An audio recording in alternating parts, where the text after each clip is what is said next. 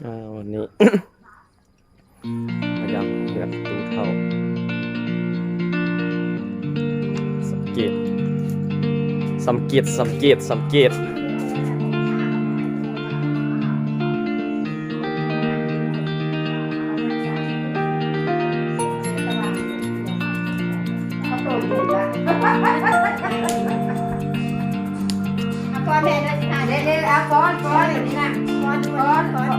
เฮ็ดได้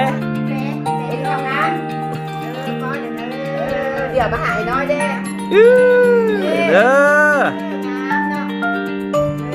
ฟอน2 มืองามๆเฮ็ดฟอนคือระบงเลยดูเท่าดีใจเห็นลูกหลานมายามเลยลุกก่อนลุกขึ้นลุกแล้วให้ขึ้นก้อนเนี่ยก้อนมาตัดจังหวะ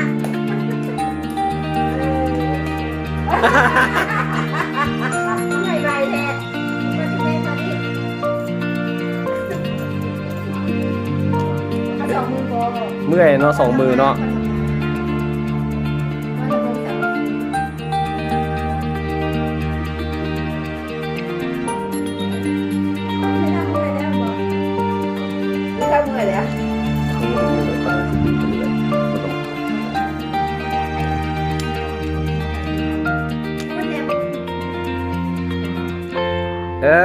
แข็งแหง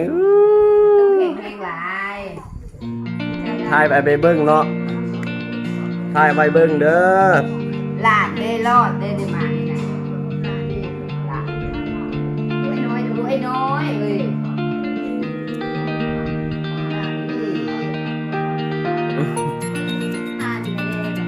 ทานอีกแล้ว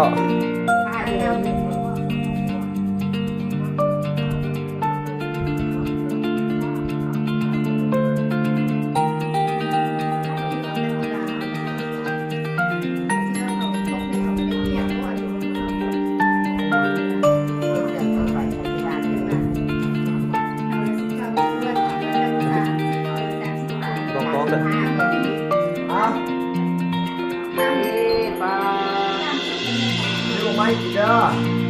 ที่ยังร้ายอันไ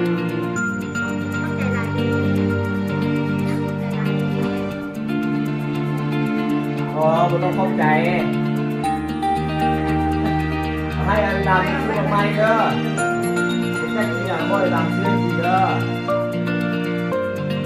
ดูดีได้ทำอะไรนะได้ผลกันไม่ผล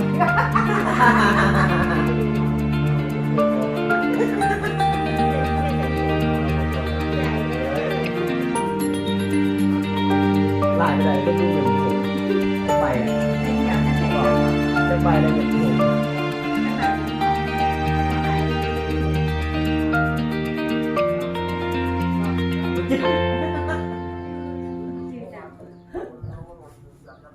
นี่อ้าวนี่คือสอนเอาให้แล้วสอนนี่เนี่ยอย่าเอ็นนะบ่เอ็นนะขอบใจลูกก่อนขอบใจเด้อบ่เอ็นบ่ย่อขึ้นดูดีเองเด้อมาเติมนี่ใจเบิ่งนั้น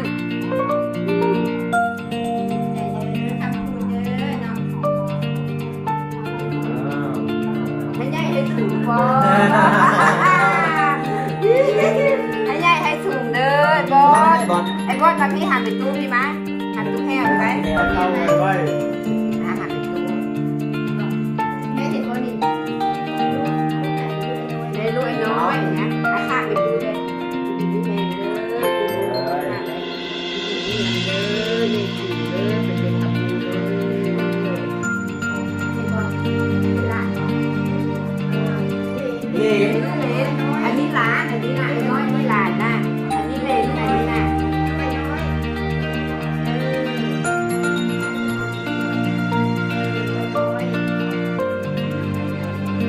ลูกใหญ่บ้านมา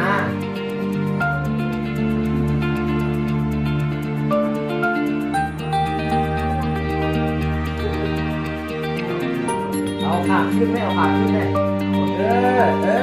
เร็วของเกมแล้วนี่มันจะมีหน้าประจำตำแหน่ง ยื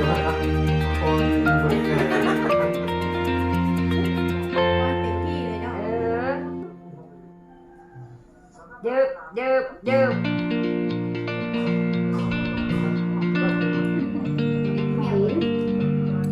ะปีวิ่งบอล 6 ปี ลูกจะปีแล้วบอกไว้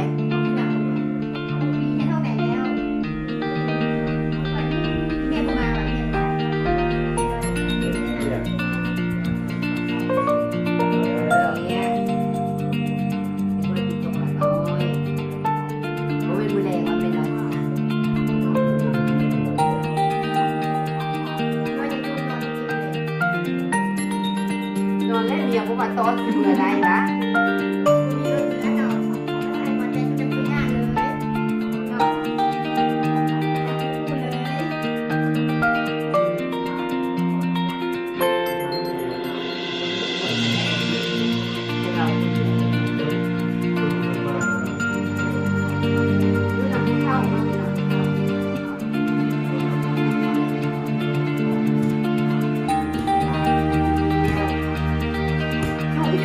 เข้าตอนนั้นเราทุกคืนมาทุกคืนจะเป็นวันโซ่โซ่แล้วไปสวนกันดูไอ้เป็ด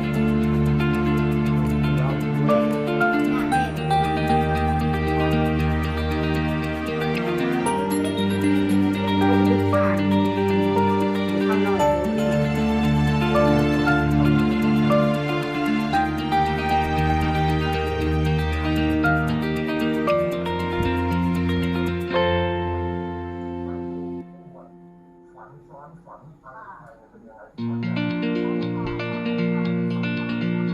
2 ใบเป็น3 ใบนะคะ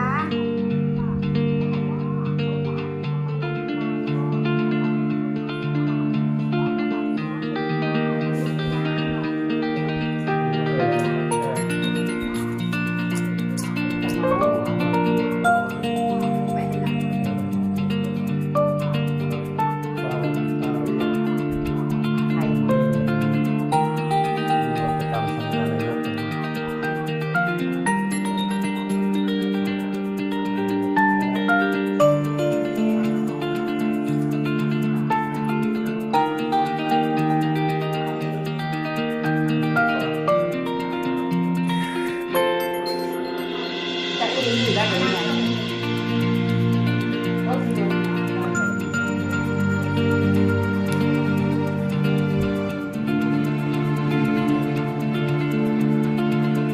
ไอ้น้อยก็พอลูก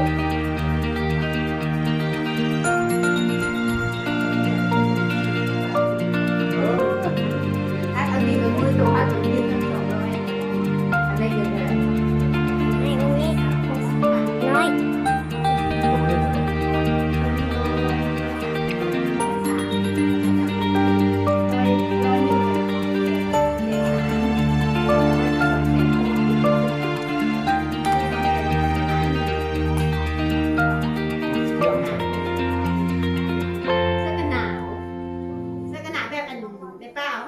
เด็กน้อยอยู่สวน เด็กน้อยอยู่สวน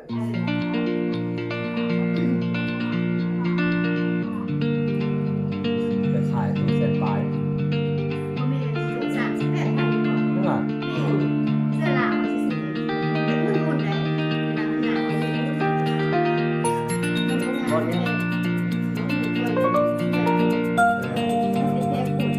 นเทมัน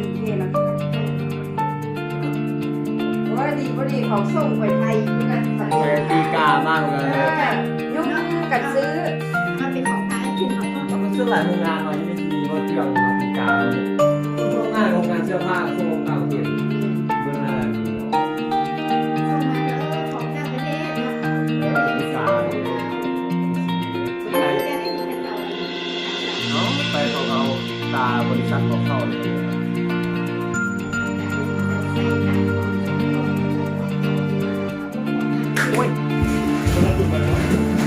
แล้วจะไปกันสาวดำไปยามเป็นตู้จ้อยมากเลยไปยามกันเสาเหรียญแบบนี้นะ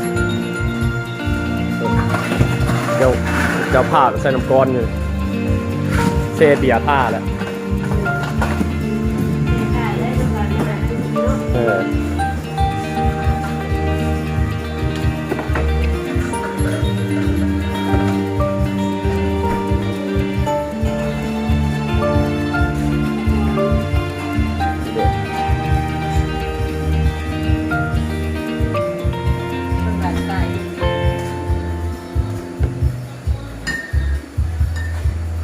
อันนี้น้องสายเป้าน้องสายเป้าอันนี้นะแต่ไอ้เป้าเพิ่นบ่อยู่อันนี้น้องสายเพิ่นอันนี้นะ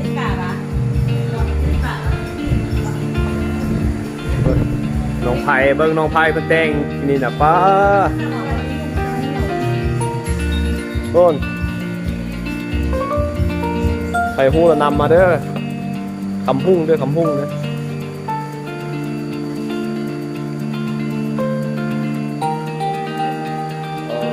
โตเลยเนาะ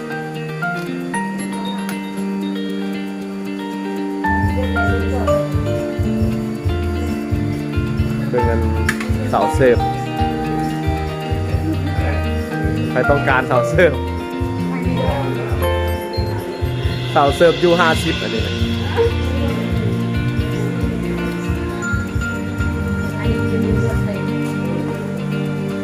เมืองลงไทยเพื่อเมนูไม่จะแปลงแล้วทีนี้ลงไทย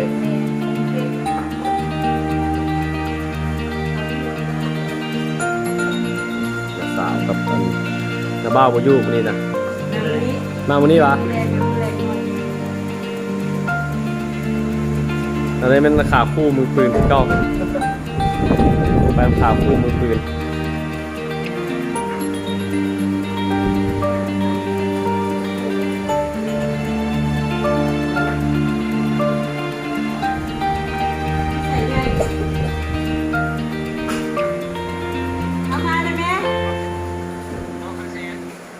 ไก่แท้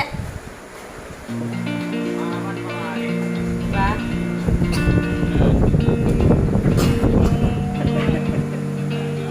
นี่หักกุมภาพันธ์นี่นะมาเลยนำมาเด้อได้สิมาแล้ววะล่ะ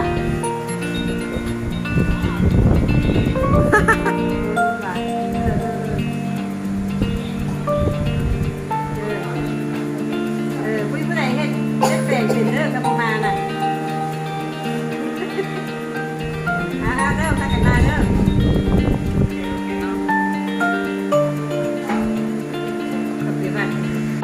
หัวหน้าเพิ่นมาเลยตอนแรกเอาว่ามหาราชเลยเพิ่นมาเลย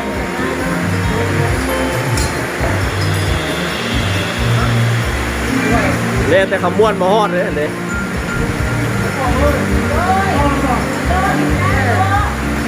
เอาให้พ่อนั่งตัวเด็กไอ้จะมาทำไมเนาะไอ้ก็มานี่นั่นจะมาไอ้ก็จะกินเลยเส้นมาพี่ลึกขนาดนั้นเล่นแต่พูดไงเจ้าทินมาฮอดแล้วเจ้าทินมาฮอดแล้ว